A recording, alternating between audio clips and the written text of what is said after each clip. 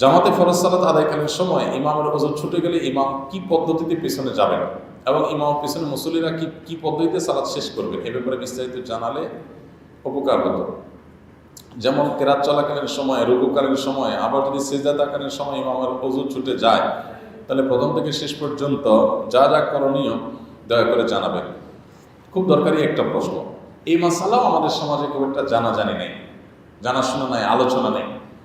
একজন মানুষ ইমামতি করছেন, ইমামতি করা অবস্থায় তার ওযর ছুটে যেতে পারে, খুবই স্বাভাবিক একটা ব্যাপার।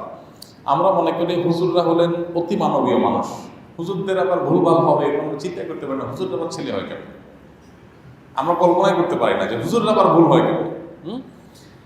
ভাই আমার নামাজের মধ্যে ওযর ছুটে যাওয়া এটা স্বাভাবিক একটা কাজ, আপনার যেরকম ছুটতে পারে হুজুররা এরকম ছুটতে পারে। এখন প্রশ্ন হলো কি করবেন তখন? এর উত্তর হলো নামাজের মধ্যে যখন ওযর ছুটে যাবে তখন সাথে সাথে নামাজ ত্যাগ করে চলে যাবেন। ইমাম সাহেবের যদি ওযর ছুটে যায় ইমাম সাহেব কীভাবে বের হবেন? এর উত্তর হলো যে অবস্থায়, এমনকি আপনি সেজদায় আছেন, সেজদায় ওযর ছুটে গেছে, তাহলে সেজদা অবস্থাতে আপনি নামাজ ছেড়ে দেবেন। ছেড়ে পেছনের একজন মুসল্লিকে সেজদা থেকে হাত দিয়ে টাচ করবেন, সে তো টের পাবে, উঠে যাবে, উঠলে হাত দিয়ে ইশারা করবেন, সে যায় ইমামতিতে সেজদাতে থাকবে। সেজদা থেকে তিনি সব মুসল্লিদেরকে তাকবীর দিয়ে মাথা তোলাবেন, এরপরে বাকি নামাজ কন্টিনিউ করবেন। মুসল্লিদের পুরো নামাজ হয়ে যাবে, কোনো কিছু নতুন করে যোগ করতে হবে না। কথাকে বুঝাতে পারছি? যদি ধরেন প্রথম রাকাতে নামাজ ছুটলো, তাহলে দ্বিতীয় রাকাতে মাগরিব এশা হলে, ফজর হলে উচ্চস্বরে কেরাত আছে, তাহলে যিনি পরবর্তীতে ইমামের প্রতিনিধি হলেন তিনি উচ্চস্বরে কেরাত পড়বেন। ইমাম থাকলে যা করতেন ঠিক সে কাজটাই করবেন, আর যদি নীরবের কেরাত তাহলে নীরবে পাঠ করবেন। এখন প্রশ্ন ইমাম সাহেব বের হবেন কিভাবে? এটা তো মুসিবতের ব্যাপার। কারণ আমাদের দেশে যে বলছিলাম মসজিদগুলো এমনভাবে কাতার করা হয় যে উত্তর দক্ষিণ ফুল প্যাক আপ, বের হওয়ার জন্য কোনো রাস্তা নাই।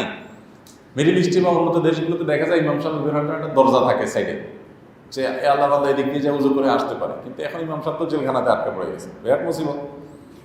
এমনকি আমরা আসলে মসজিদ কমপ্লেক্স যেটা বানাচ্ছি ওখানেও সাইডে এরকম রাখছিলাম, পরে সবাই মিটিং করে ইঞ্জিনিয়াররা বললো যে ভাই এটা করলে 2টা কাতারের জায়গা নষ্ট হয়, আমাদের জায়গা কম, এমনি মসজিদ ছোট হয়ে যাচ্ছে, তো কি আর করা যাবে। বললাম ঠিক আছে, তাহলে সাইডে রাস্তা রাখি, অন্তত দৌড়ানোর পালানোর ব্যবস্থা যেন থাকে, উজু চলে গেলে, উজু চলে গেলে যেন যাওয়ার ব্যবস্থাটা থাকে, তো ওইটুকু করা হয়েছে। এখন ইমাম সাহেব কীভাবে যাবেন? ইমাম সাহেবের যাওয়ার বুদ্ধি হলো প্রথমত জায়গা থাকলে তো বিভিন্ন জায়গা দিয়ে যাবেন, এদিকে দরজা থাকলে বা সাইড দিয়ে, আর যদি না থাকে কাতারে ফাঁক দিয়ে আস্তে আস্তে আস্তে আস্তে আস্তে বের হয়ে যাবেন, এবং এতে কোনো গুনাহ হবে না। কারণ বিনা ওযুতে নামাজ পড়া হারাম, জায়েজ নাই, তাকে বের হতেই হবে। আর যদি এত বেশি সংখ্যক মানুষ হয় যে আসলে এত কাতার ভেঙে যাওয়া দুঃসাধ্য ব্যাপার, তাহলে তিনি প্রয়োজনে বসে অপেক্ষা করবেন, কিন্তু বিনা ওযু অবস্থা নামাজ পড়বেন না। যদি কোনো ইমাম সাহেবের আল্লাহ না করুক ওযু ছুটে যায়, আর ওই অবস্থা চিন্তা করে যে আমি যদি এখন যাই, মানুষ টের পেয়ে যায়, মানুষ বলবে আল্লাহ হুজুর ব্যাপার ওযু ভেঙে গেছে, আমাদের তো ভাঙে না, আমরা তো সব ফেরেশতা, হুজুর ব্যাপার ওযু ভেঙে গেছে, কেমনি কি মান সম্মান নষ্ট হবে। যদি ইমাম সাহেব তলে তলে নামাজ বাকিটা শেষ করে দেন, আল্লাহ মাফ করুন, তাহলে এর চেয়ে বড় গুনাহ আর হতে পারে না, ভয়ঙ্কর ব্যাপার। এই জন্যই তো ইন্নামা ইয়াখশাল্লাহা মিন ইবাদিহি আল উলামা, আল্লাহর ভয় সবচেয়ে বেশি আলেমদের মধ্যে। অতএব যার মধ্যে আল্লাহর ভয় নেই সে আসলে আলেমই হতে পারে না।